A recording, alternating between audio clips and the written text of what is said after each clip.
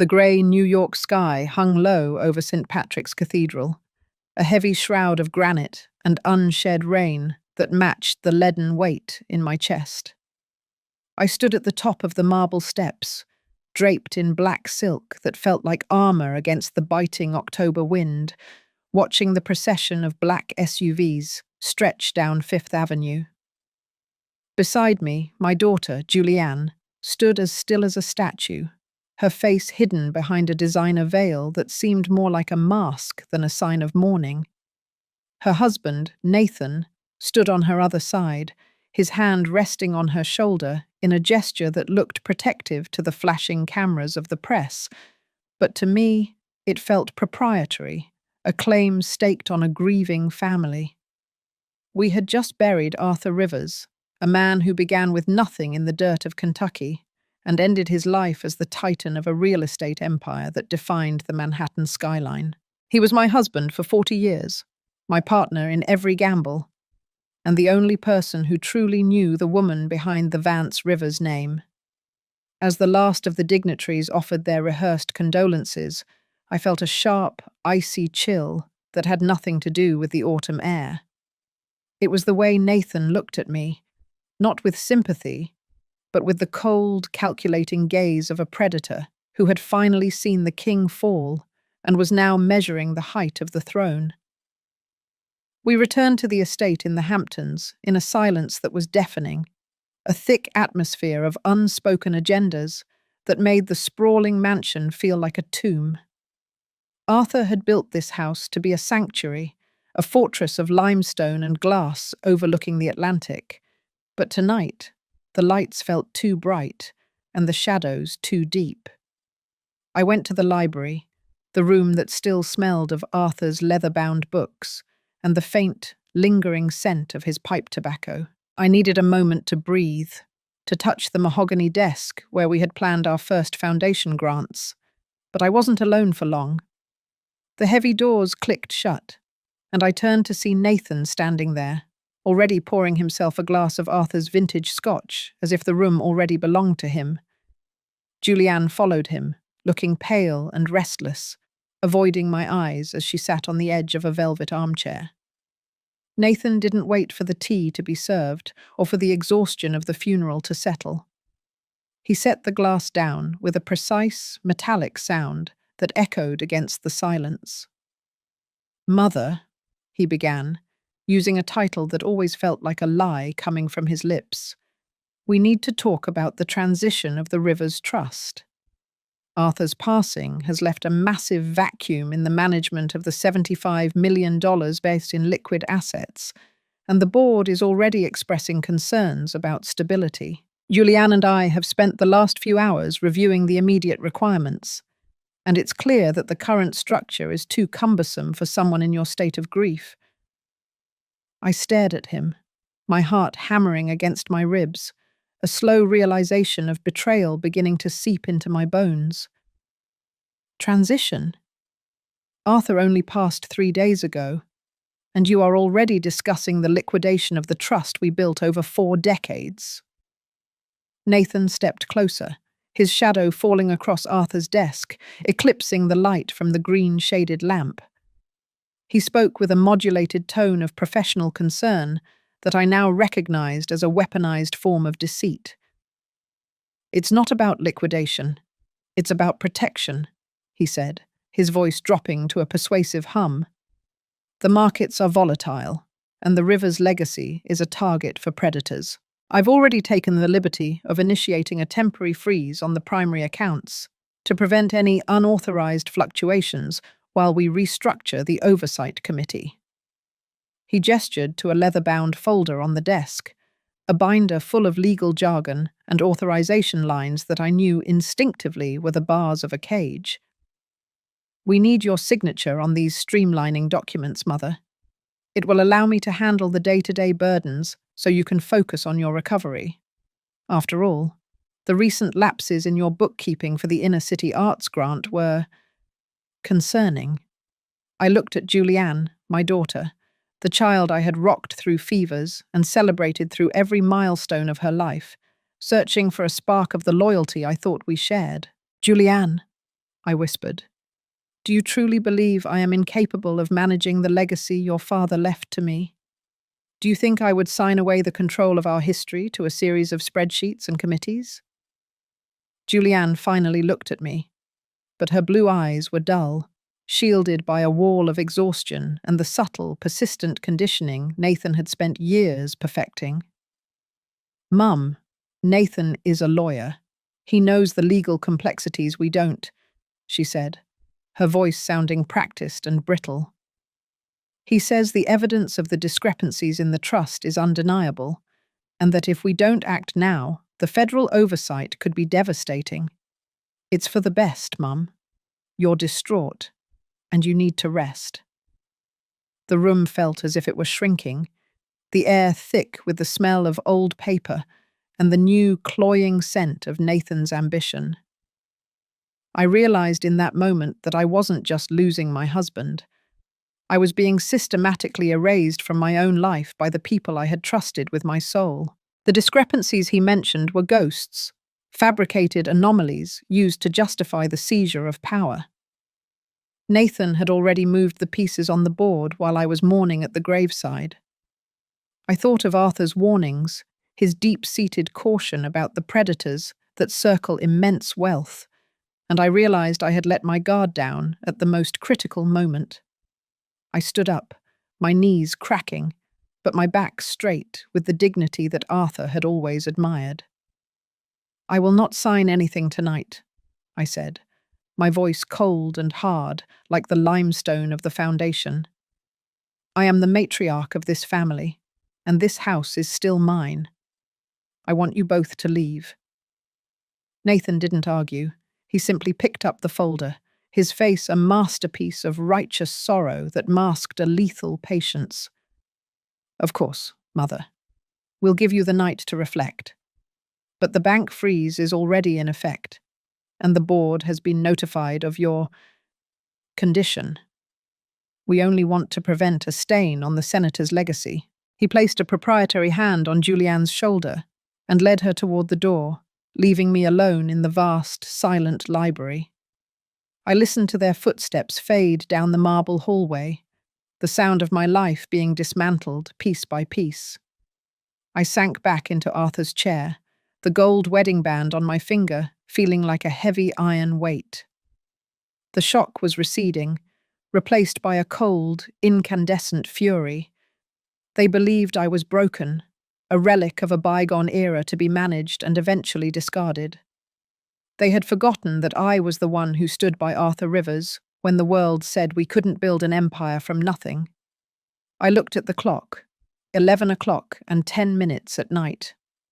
The house was dark, the only light coming from the moon reflecting off the restless Atlantic.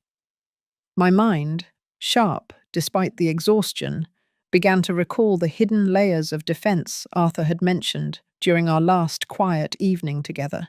He had spoken of keys, not physical keys, but names, relationships, and a network of loyalty that ran deeper than any bank account Nathan could freeze.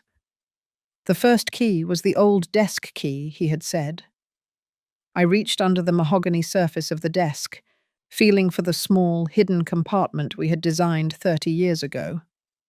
My fingers brushed a cold piece of metal, a small silver key that had sat undisturbed for decades. As I held it in my hand, I realized the war for the river's legacy had officially begun, and I would not be the one to surrender. I spent the next hour at my computer, or what was left of it. Nathan had already restricted my access to the main trust servers, but he didn't know about the private encrypted drive Arthur had installed for our sensitive political communications. I logged in, my fingers flying over the keys with a precision I hadn't used in years. There it was. Operation Phoenix, a series of files labeled Hostile Internal Takeover, containing the digital blueprints of every asset, every shell corporation, and every loyalist Robert had cultivated in Washington and New York. My husband had seen this coming, not the specifics of Nathan's betrayal, but the inevitability of the vultures circling once the lion was gone. He had built a fortress around me, and I was finally standing inside the command post. I realized Nathan's mistake was his overconfidence. He believed that by isolating me, cutting off my funds, and whispering lies to my daughter, he had neutralized me. He saw a grieving widow. He didn't see the woman who had helped broker peace deals and manage a billion-dollar empire from the shadows.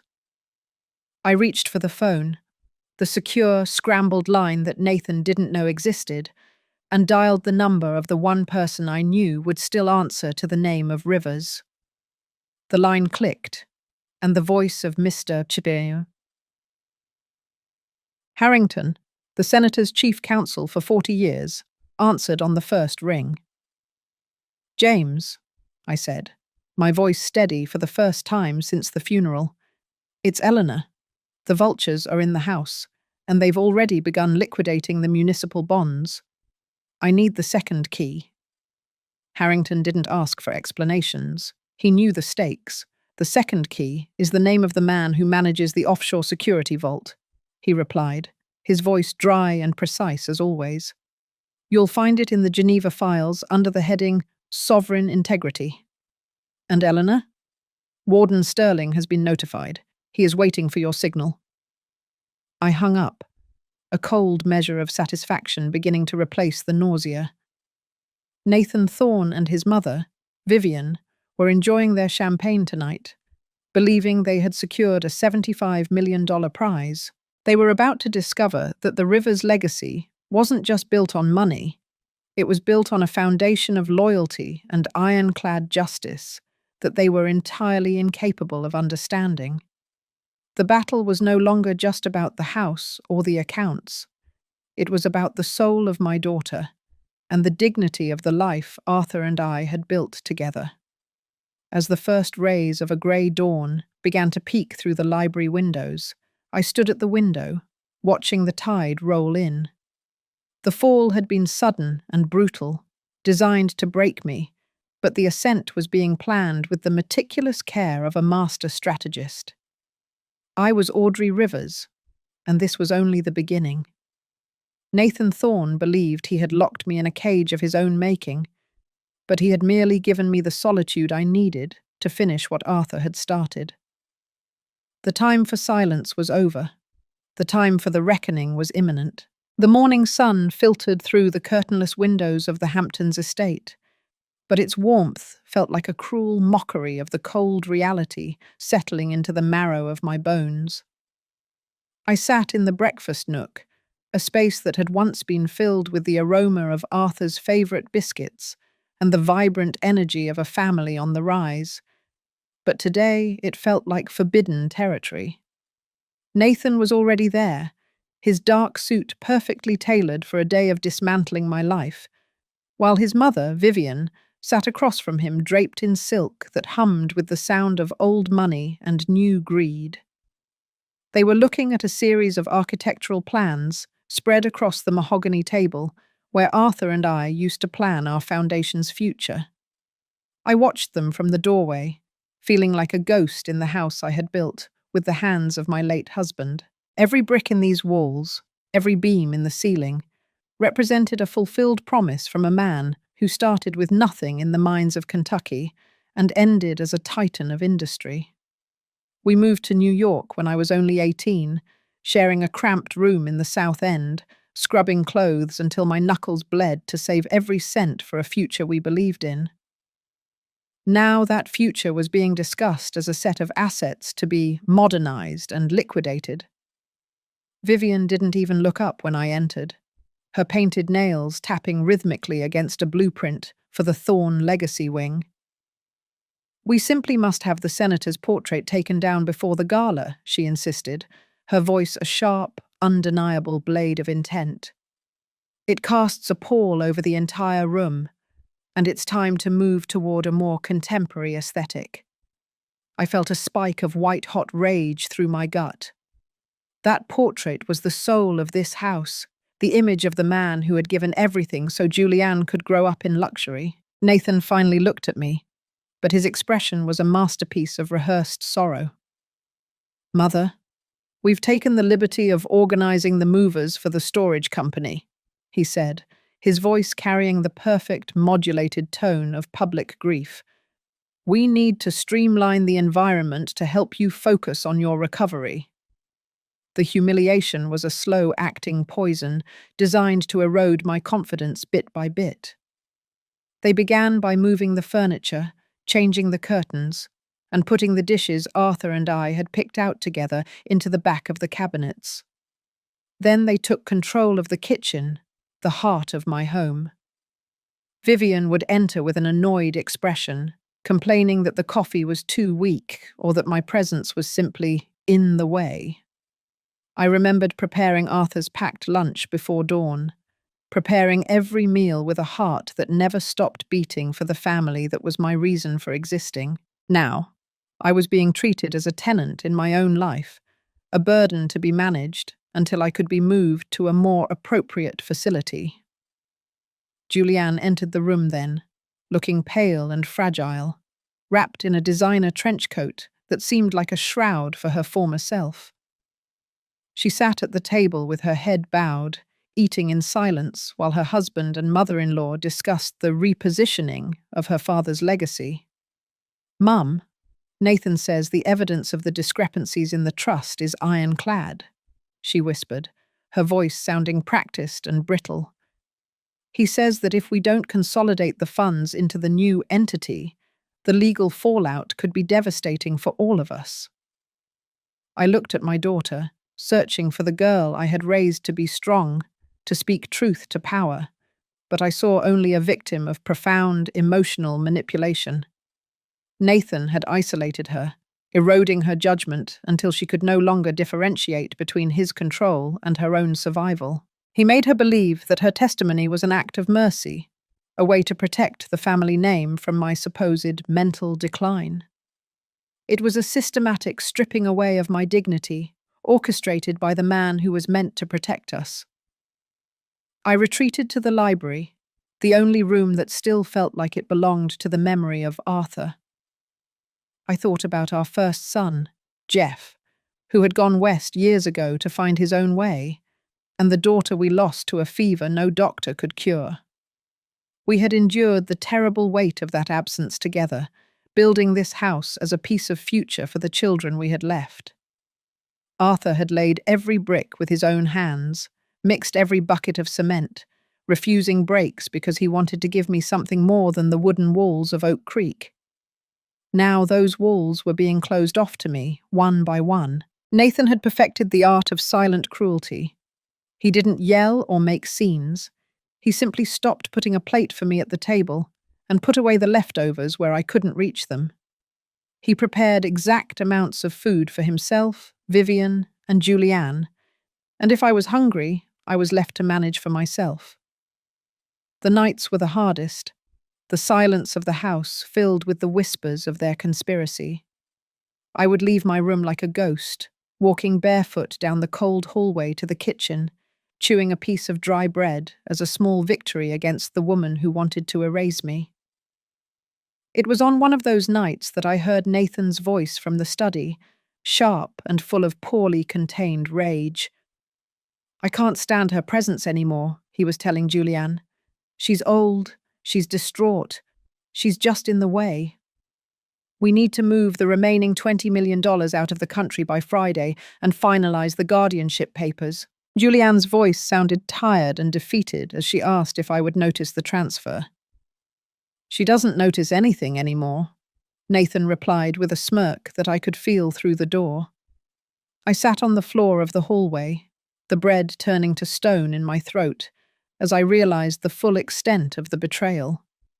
They were planning to have me declared incompetent, take control of the $75 million, and put me in some cheap assisted living facility where I could rot while they enjoyed the fruits of Arthur's sweat. My own daughter was agreeing to have me institutionalized to speed up the inevitable. I felt like I no longer had the strength to continue, the sunlight of my life turning grey as the sunlight had the day Arthur died. But dawn has a strange way of changing things, and as the first light peeked through the window, I felt a determination I hadn't felt in years. I remembered the silver key in the hidden compartment of Arthur's desk and the files labelled Operation Phoenix. Nathan believed I was a relic to be managed, but he had forgotten that I was the one who stood by the senator during every political storm. I began to document everything, taking photographs of the fraudulent papers Nathan, left in his briefcase and recording their conversations when they thought I was disoriented. I captured hours of them discussing the streamlining of accounts and the movement of the big money to the Caymans. Every humiliation, every meal I was denied, and every lie they told about my memory was kept as evidence in my heart and on the secure drive Arthur had installed. Nathan was already enjoying my home in the Hamptons, uncorking champagne and laughing about the old bat going down so easily, but he was making the critical mistake of leaving me alive with the means to fight back. I contacted James Harrington, the senator's chief counsel, using the secure scrambled line Nathan didn't know existed. James confirmed that Nathan had already begun liquidating assets, including the Jackson Pollock painting and municipal bonds, with a greed that was not subtle. "We need to catch them in the act of the federal wire fraud," James told me. "You need to stay put and play the part of the defeated widow until they cross that international line." I spent the days acting as if I were sinking into the fog they had designed for me, letting them scold me for forgetting things and allowing Nathan to pressure me with the power of attorney documents. I watched them through the surveillance feed Arthur had installed years ago, a bizarre reality show where I was the only witness to my own dismantling. Vivian had already started planning the Thorne Legacy Gala, a vulgar celebration of their perceived victory where they planned to take down Arthur's portrait and announce the launch of their own foundation. I watched Julianne clutch an ice bucket in the kitchen, her lower lip trembling as Vivian ordered her to organize the movers for the storage company, her spirit completely broken. The sight of my daughter's absolute defeat was a colder shock than any silent meal or cold hallway. I wasn't just fighting for my reputation or the millions in the trust. I was fighting for Julianne's emancipation from the sociopath she had married. I recited Arthur's full name, Senator Robert Sterling Vance, over and over as a mantra of survival, focusing on the third key that would link the old guard to the new power. Nathan believed he had buried me, but he had merely given me the command post for the war that was about to begin. Every calorie of the grey meals I was served was fuel for the fight. Every humiliation a piece of evidence for the reckoning. The fall had been agonizing, designed to strip away my dignity and my life's work, but the ascent was being authorized by a loyalty that ran deeper than any bank account. I was Audrey Rivers, and while they toasted their success in my library, I was preparing the final strike that would restore the integrity of the Vance legacy and free my daughter from the velvet cage Nathan had built around her. The darkness that settled over the estate was not merely the absence of light, but a suffocating, tactile weight that seemed to seep from the very walls Arthur and I had built with such hope. I sat in my room, the small back space that had once been a cheerful pantry, and was now my silent cell, listening to the house creak like a ship breaking apart in a storm. My stomach scratched with a hollow hunger that no one else heard, a silence growing from within as I stared at the cracked floor tiles in the dim light of a flickering bulb. For 2 days, I had survived on hard bread and water, hiding my miserable meals like a criminal, because I could no longer face the poisoned glares Lauren directed at me whenever I ventured toward the kitchen. The aroma of chicken casserole would float through the hallways, a cruel mockery of the life I once led, while Lauren stirred the pots with the arrogance of an owner.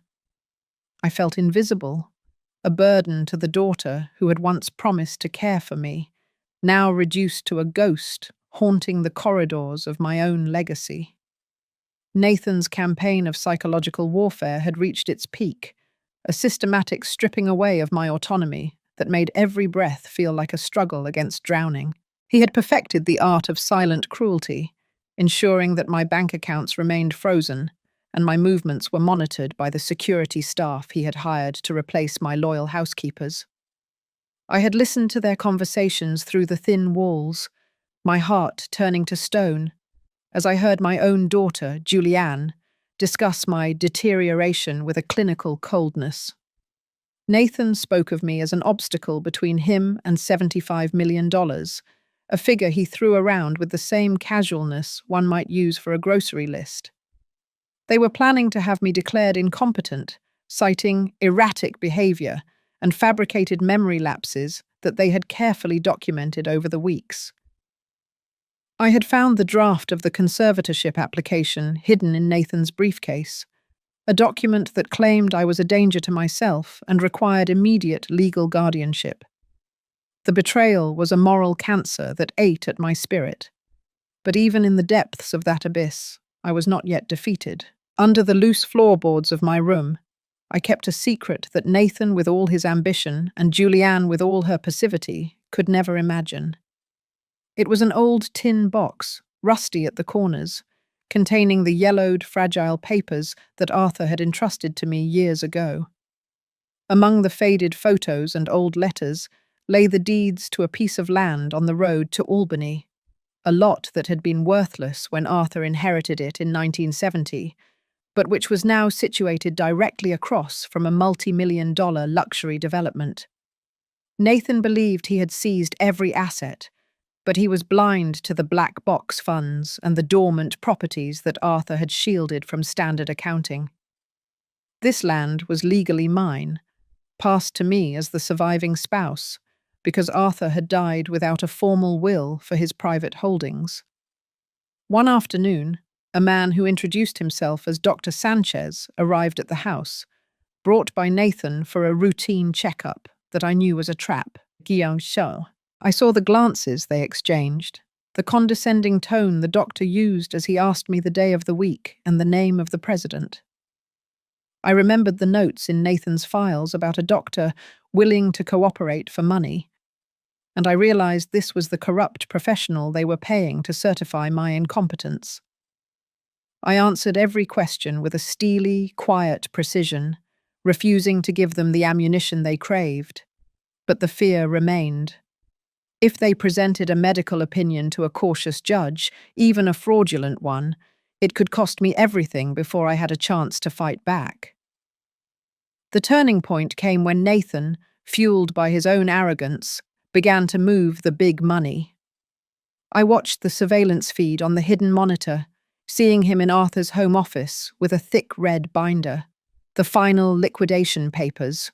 He was talking to a known operative in a tax haven, his charm replaced by a frantic nervousness as he insisted on moving $20 million out of the country by Friday.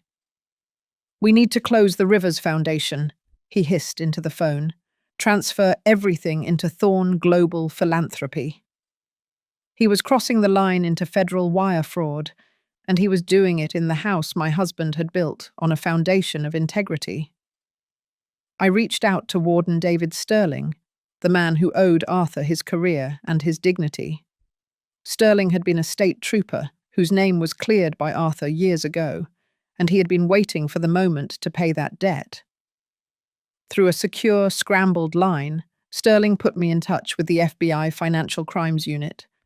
He managed my security with a hand-picked staff, maintaining the illusion that I was a broken, compliant widow while I acted as the eyes and ears inside Nathan's operation. I spent my days acting disoriented for the benefit of the cameras Nathan had installed. But at night, I was a general in a tactical operations center, reconstructing every transaction and identifying every forged signature. The most painful discovery, however, was not the financial fraud, but the depth of Nathan's manipulation of Julianne. I saw her on the feed, huddled and rocking on the grand staircase, watching the house be stripped of its history. Nathan had criticized her friends, her choices, and finally her sanity, until she believed she was incapable of living without his protection. He had purchased her silence with designer clothes and a new Bentley, a gilded muzzle for a daughter who had once been the light of Arthur's eyes. The sight of her broken spirit was a colder shock than any prison cell, and it forged in me a purpose that went beyond justice. By the end of the second week, the net was closing. Sterling had confirmed that the wire transfer was scheduled for 10 o'clock on Friday morning. I sat in my small room, my hands no longer shaking, watching the clock move with agonizing slowness. I had documented the conspiracy, recorded the confessions, and secured the medical evaluation from a reputable neurologist that proved my mind was perfectly healthy. Nathan and Vivian were uncorking champagne in the library, laughing about how easily the old bat had gone down, oblivious to the fact that their every word was being captured for a federal grand jury. The shock was over. The pain had been harnessed into a single, burning purpose. I was Audrey Rivers, and while they believed I was a relic to be managed, I was preparing the final strike. The house felt cold, but the fire within me was enough to burn down every lie they had ever told.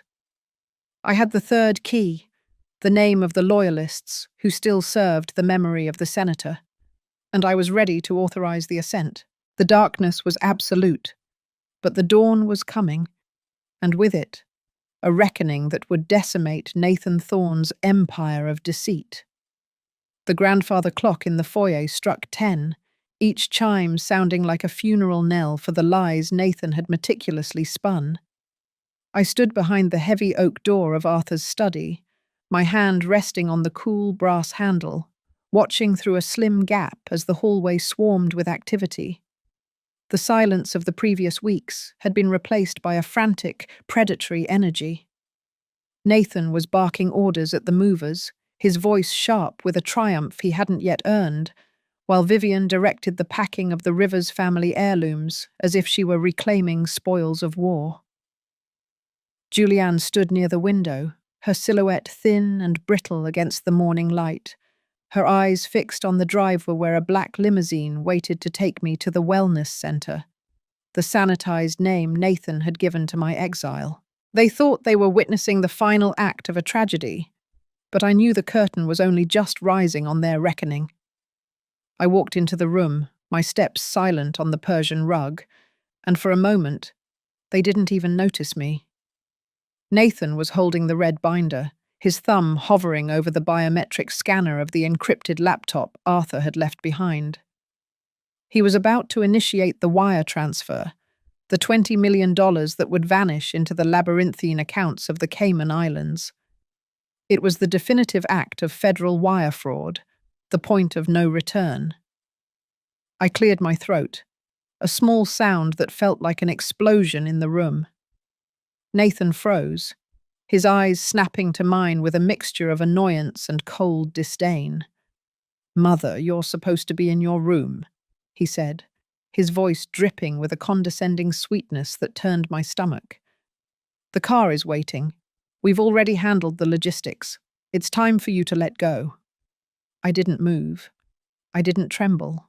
I reached into the pocket of my black cardigan and pulled out the small silver key, the one Arthur had hidden for this exact moment. "I haven't let go of anything, Nathan," I said, my voice resonating with a strength that made Julianne flinch. "In fact, I've been holding on to quite a lot, including the recording of your conversation with Dr. Sanchez last Tuesday." The room went deathly still.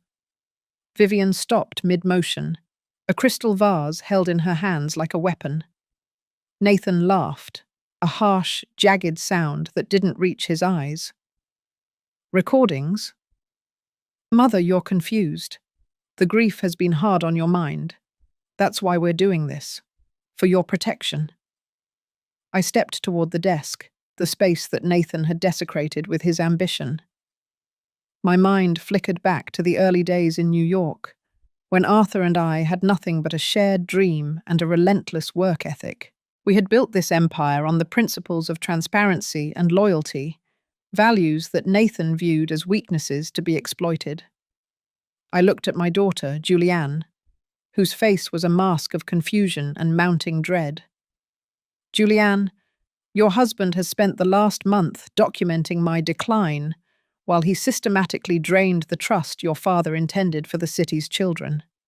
He didn't just want the money. He wanted the power to erase the river's name and replace it with Thorn. And you were going to let him do it because he convinced you that you were too weak to stand alone. Nathan's face contorted, the mask of the professional son-in-law slipping to reveal the raw, ugly greed beneath. "Enough of this," he hissed, stepping toward me with a menacing posture. "You're signing those papers, and you're leaving this house today. I don't care if I have to carry you to that car myself." He reached for my arm, but before his fingers could touch my skin, the heavy front doors of the mansion were thrown open with a force that shook the foundation. The sound of heavy boots echoed on the marble floors, and a voice of absolute authority cut through the air.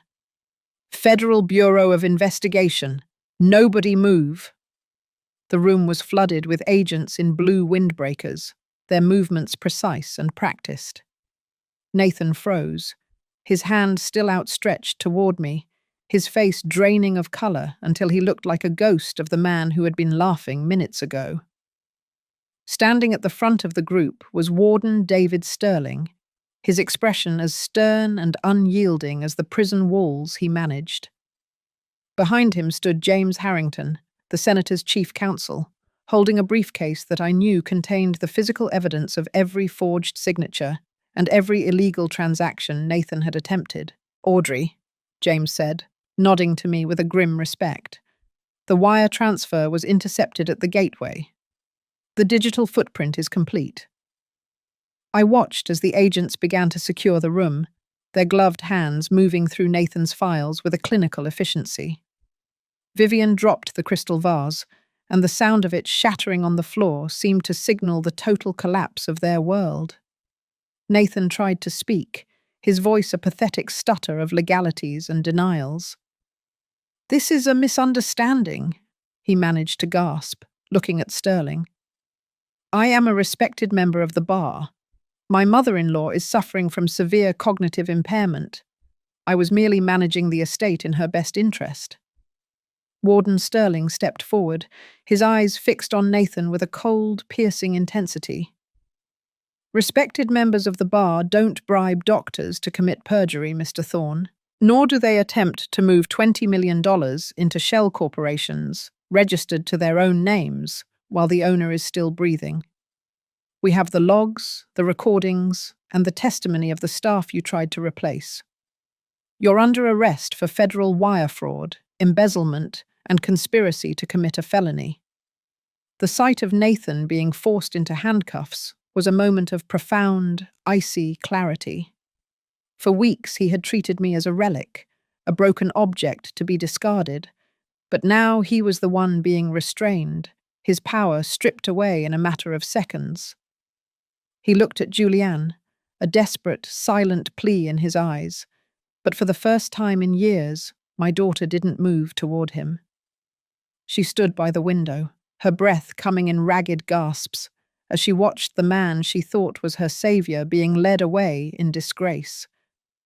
Vivian followed, her poise shattered, her screams of indignation echoing through the hallway until they were cut off by the closing of the SUV door. The house fell into a strange, heavy silence, the air still thick with the scent of the tea I hadn't finished, and the dust the agents had kicked up. James Harrington walked over to me, placing a steadying hand on my shoulder. "It's over, Audrey," he whispered. "The accounts are being restored, and the river's trust is secure. Arthur would have been proud of how you held the line." I looked around the room, the library that had been my sanctuary and my prison, and felt a wave of exhaustion so deep it threatened to pull me under. But I couldn't rest yet. There was still the matter of my daughter. I walked over to Julianne, who was now huddled in the armchair, her face buried in her hands.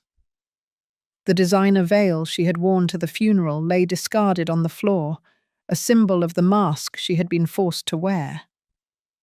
"Julianne," I said softly, sitting on the edge of the chair. She looked up, her eyes red and swollen, the arrogance Nathan had instilled in her completely gone. "Mom," I'm so sorry, she sobbed, the words tumbling out in a frantic rush. He told me you were sick. He told me the money was disappearing because of your mistakes.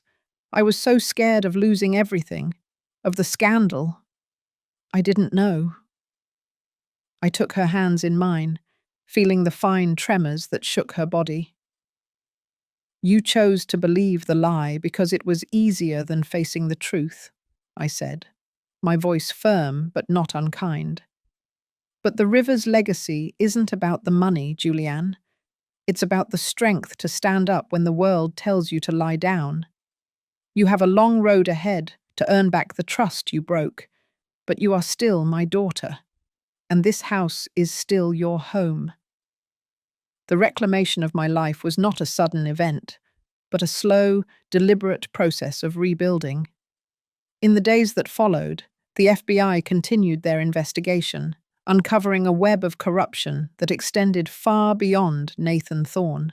He had been part of a network of predators who targeted wealthy widows, using legal loopholes and psychological manipulation to strip them of their autonomy. My case became the catalyst for a federal crackdown, a movement for justice that I led with the same quiet determination I had used to build the empire with Arthur. I transformed my pain into a weapon, using the river's foundation to establish the Dignity Fund, a legal resource for those who found themselves isolated and betrayed by the people they trusted most. The humiliation that had once threatened to drown me became the foundation of my new strength. I was no longer just the widow of Arthur Rivers. I was the architect of a new kind of justice. I walked through the Hamptons estate, the sun finally breaking through the grey New York clouds, and for the first time in months, I felt the warmth on my skin. The house no longer felt like a tomb. It felt like a fortress again. But this time, the walls were built on the truth. The fall had been brutal, designed to break me, but the rise was absolute.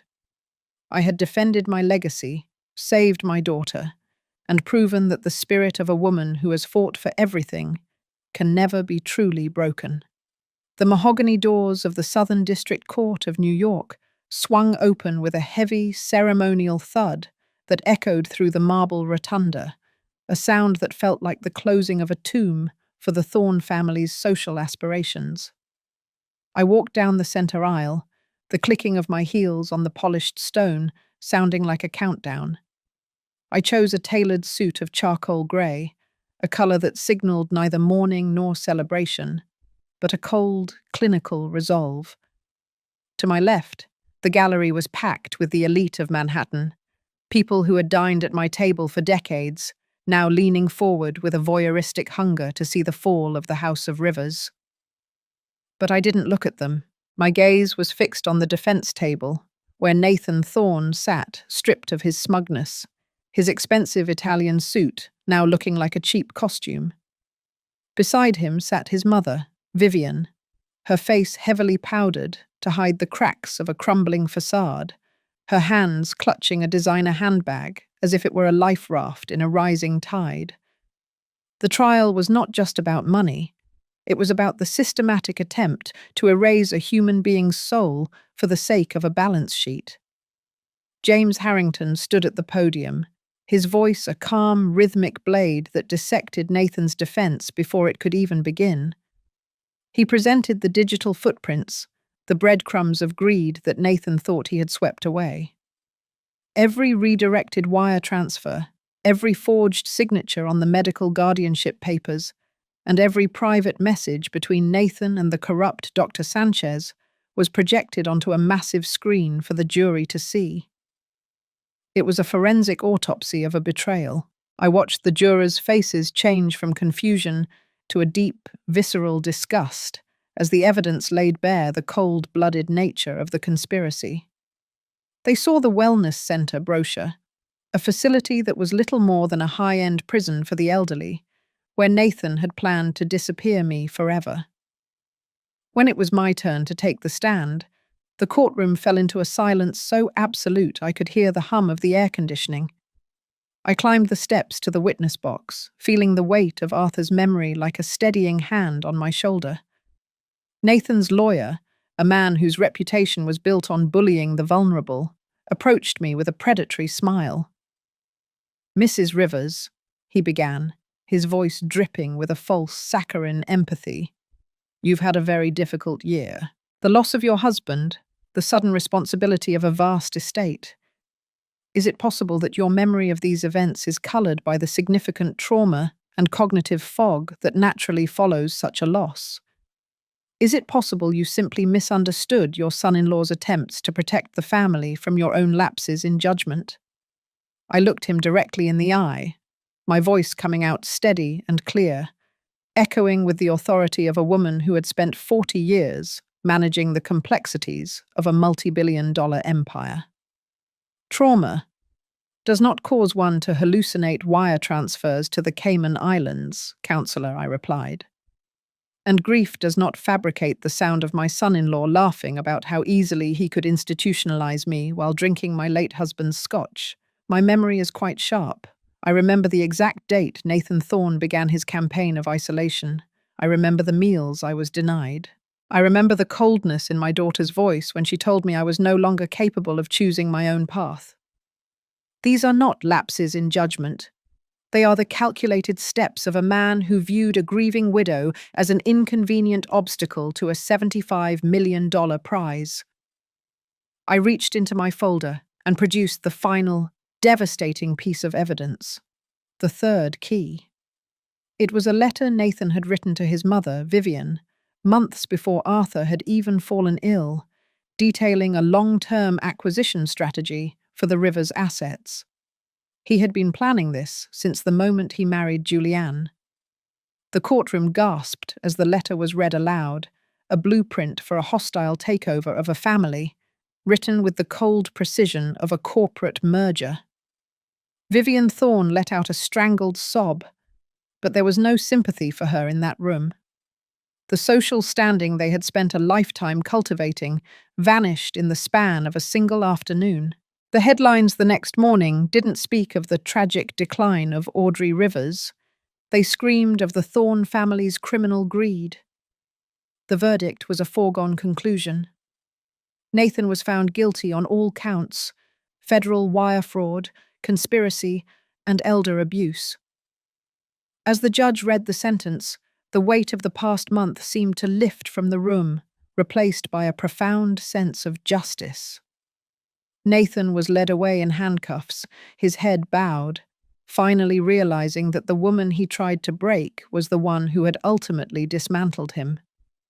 Vivian was named as a co-conspirator, her assets frozen and her reputation in the Manhattan social circuit obliterated. She would spend the rest of her years in a small, modest apartment in Queens, a far cry from the mansions she had tried to steal. But the most difficult confrontation happened outside the courtroom, beneath the grey sky of a New York winter. Julianne was waiting for me near the fountain, her face pale and her eyes hollowed out by the realization of what she had allowed to happen. "Mom," she whispered, the words sounding like a plea for a life that no longer existed. I didn't know about the letter. I didn't know he was planning it for so long. I thought I was protecting you. I looked at my daughter, seeing the traces of the girl I once knew buried beneath the wreckage of Nathan's manipulation. "Understanding is not the same as forgiveness, Julianne," I said, my heart aching with a mixture of love and disappointment. "You allowed your husband to treat your mother like an inmate. You watched me wither in that house, and you chose to look away because it was easier than standing up for the truth." I handed her a small envelope, not money, but a set of keys to a small farmhouse in upstate New York, far from the toxic luxury of the Hamptons. "You won't be living in the mansion anymore," I told her. "The Rivers Trust will provide for your basic needs, but you will work for the Dignity Fund. You will spend your days helping other families navigate the same shadows that nearly consumed us. You have to earn back your soul, Julianne. You have to learn what it means to be a Rivers again." She took the keys, her hands trembling, and for the first time in a decade, I saw a spark of genuine humility in her eyes. It was the beginning of a long, painful road to redemption, but it was a road she would walk with her own feet. As I drove away from the courthouse, I looked at the New York skyline, the buildings Arthur and I had helped build, the parks we had funded, the legacy that was now secure. The systematic dismantling of the Thorne influence was complete. Every board Nathan had sat on, every club Vivian had belonged to, and every project they had touched was being scrubbed clean of their presence.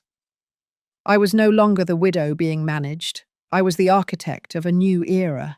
I had turned my pain into a fortress, and my betrayal into a shield for others. The ascent was absolute, and as I looked into the rearview mirror, I didn't see a woman broken by trauma. I saw a woman who had found her true power in the wreckage of her old life. The golden hour in the Hamptons always had a way of making the world feel like it was painted in liquid honey, but this evening, the light felt different. It was no longer the backdrop for a life I was merely observing from the sidelines. It was the illumination of a kingdom reclaimed. I walked along the shoreline, the damp sand firm beneath my feet, watching the Atlantic waves retreat and return with a rhythmic persistence that reminded me of my own journey. The salt air, once stinging with the scent of my isolation, now tasted like freedom. Behind me, the limestone fortress that Arthur and I had built stood tall against the darkening sky, its windows glowing with a soft, welcoming warmth that had been missing for far too long. The vultures were gone. The silence that once suffocated me had been replaced by a profound, soul-deep peace. I spent the morning at Arthur's graveside, a place that had once been a site of unbearable agony, but had now become a sanctuary of reflection. I sat on the stone bench we had chosen together years ago, my fingers tracing the carved letters of his name. Senator Robert Sterling Rivers.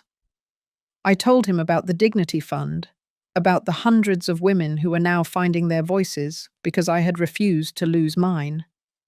I told him that the $75 million was no longer just a figure on a ledger.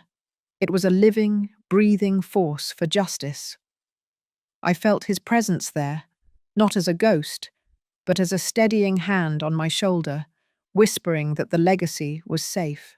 I realized then that the greatest gift Arthur had left me wasn't the real estate or the offshore accounts.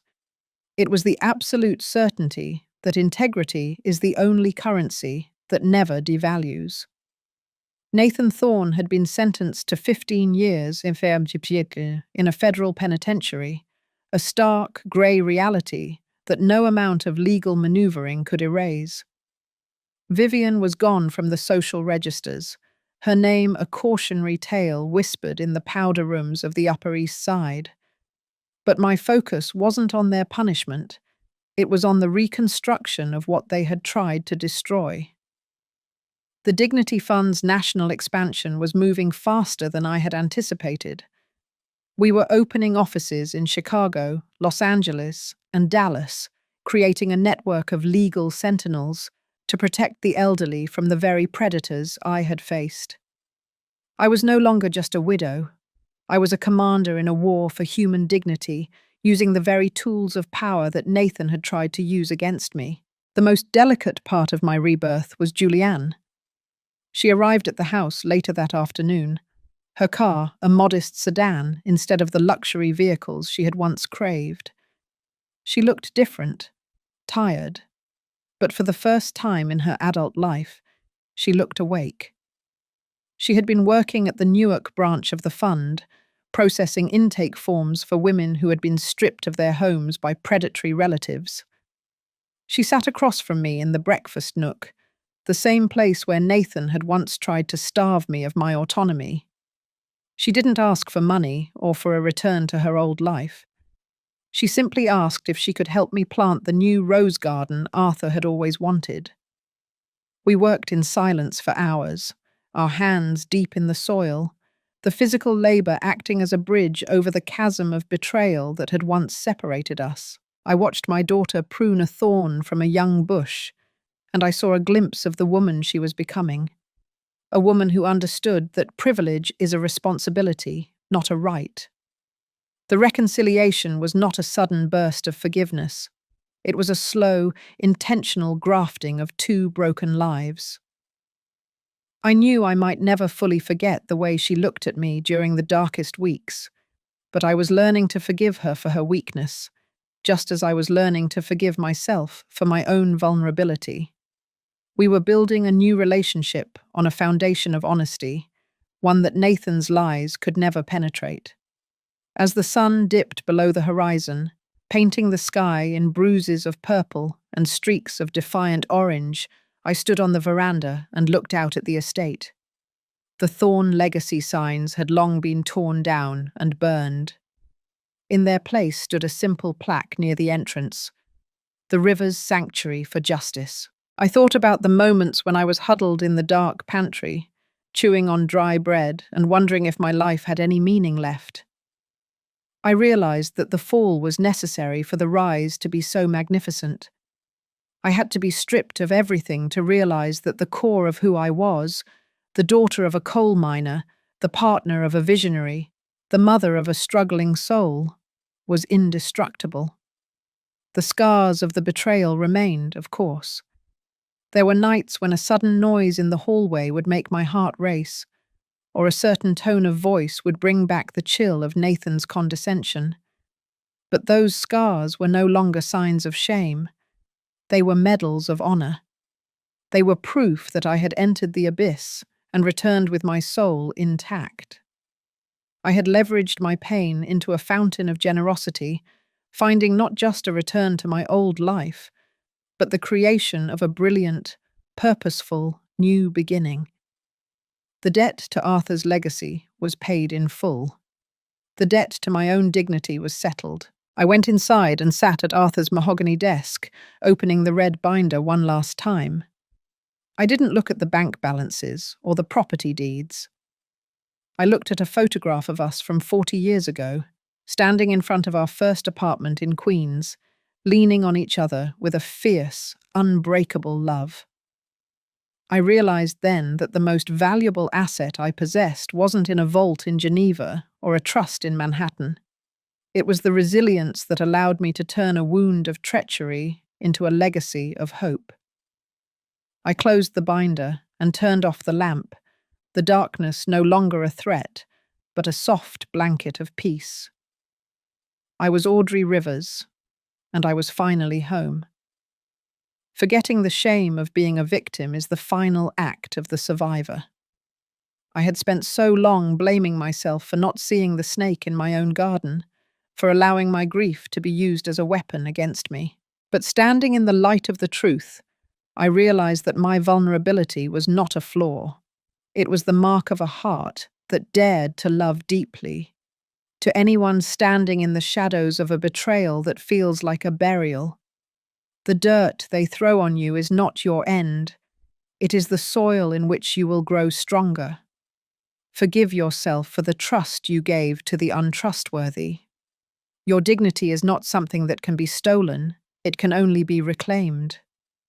In the end, the greatest revenge is not the fall of your enemies, but the height of your own rebirth.